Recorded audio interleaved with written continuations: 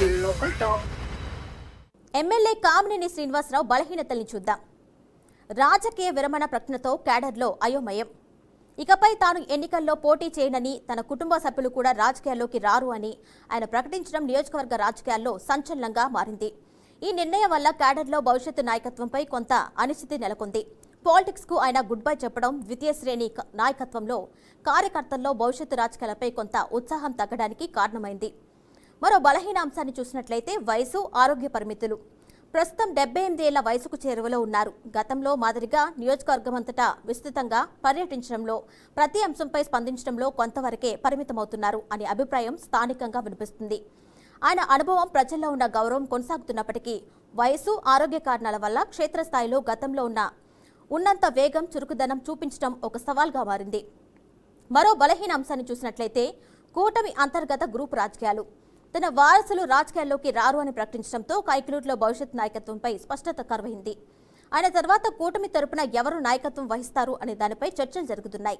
ఇదే సమయంలో భవిష్యత్ అభ్యర్థిత్వాన్ని దృష్టిలో పెట్టుకుని పలువురు నాయకులు తమ రాజకీయ కార్యకలాపాలను వేగవంతం చేయడంతో కూటమి శ్రేణుల్లో అంతర్గత పోటీ పెరుగుతుంది. ఇది భవిష్యత్తులో వర్గపోరుకు దారితీసే అవకాశం ఉంది. మరో బలహీన అంశాన్ని చూసినట్లయితే జిల్లా పునర్విభజన అంశంపై అసంతృప్తి. కైకలూరు నియోజకవర్గాన్ని ఏలూరు జిల్లాలో చేర్చడంపై స్థానిక ప్రజల్లో కొంత అసంతృప్తి వ్యక్తమవుతుంది. నియోజకవర్గాన్ని తిరిగి కృష్ణా జిల్లాలో విలీనం చేయాలి అనే డిమాండ్ను కామినేని ప్రభుత్వం దృష్టికి తీసుకెళ్లినప్పటికీ ఇప్పటి వరకు ఆశించిన స్థాయిలో మార్పు జరగకపోవడం ప్రతికూల అంశంగా మారింది. ఈ సెంటిమెంట్ భవిష్యత్తులో రాజకీయ సవాల్గా మారే ప్రమాదం ఉంది. మరో బలహీన అంశాన్ని చూసినట్లయితే హామీల అమలుపై ప్రజా అసంతృప్తి. కైకలూరు నియోజకవర్గంలో కొల్లేరు లంక భూముల సమస్య ప్రధాన సవాలుగా కొనసాగుతుంది. ఎన్నికల సమయంలో ఇచ్చిన హామీలు అమలు కాలేదు అనే అసంతృప్తితో స్థానిక కొల్లేరు వాసులు ఎమ్మెల్యే కామినేని శ్రీనివాస్ను ప్రశ్నిస్తూ నిరసనలు వ్యక్తం చేశారు. ప్రజల జీవనోపాధితో ముడిపడిన ఈ అంశంపై స్పష్టమైన పురోగతి కనిపించకపోవడం స్థానిక నాయకత్వంపై కొంత వ్యతిరేకతకు కారణమవుతుంది. మరో బలహీన అంశాన్ని చూసినట్లయితే మంత్రిగా ఉన్నప్పుడు ఎదురైన పరిపాలనా లోపాలు.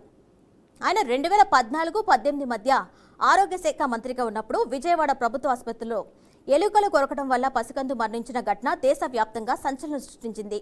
ఆసుపత్రుల నిర్వహణలో లోపాలున్నాయని ఆయనే స్వయంగా ఒప్పుకోవాల్సి రావడం మంత్రిగా ఆయన ఇమేజ్ను కొంత దెబ్బతీసింది. మరో బలహీన అంశాన్ని చూసినట్లయితే అసెంబ్లీ వ్యాఖ్యల వివాదం.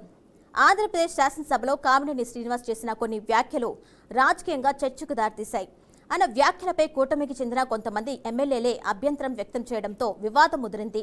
అనంతరం ఆయన తన వ్యాఖ్యల్ని ఉపసంహరించుకొని వాటిని సభ రికార్డుల నుంచి తొలగించాలని స్పీకర్ను కోరాల్సి రావడం ప్రతికూల అంశంగా మారింది. మరో బలహీనతను చూసినట్లయితే కేంద్ర, రాష్ట్ర ప్రభుత్వాల మధ్య బ్యాలెన్సింగ్. ఆయన బీజేపీకి చెందిన ఎమ్మెల్యే అయినప్పటికీ రాష్ట్రంలోని టీడీపీ నేతృత్వంలోని కూటమి ప్రభుత్వంలో భాగస్వామిగా ఉన్నారు.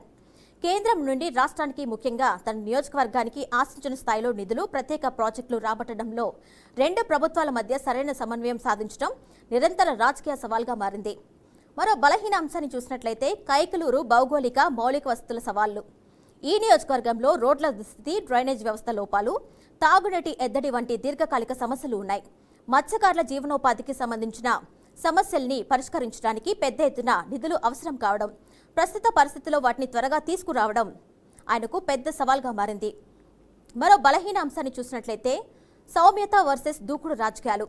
కామినేని శ్రీనివాస్ స్వభావరీత్యా వివాదరహితుడు, సౌమ్యుడు. అయితే ప్రస్తుత కాలంలో రాజకీయాలకు తీవ్ర దూకుడుతో, ప్రత్యర్థులపై ఘాటైన విమర్శలతో సాగుతున్నాయి.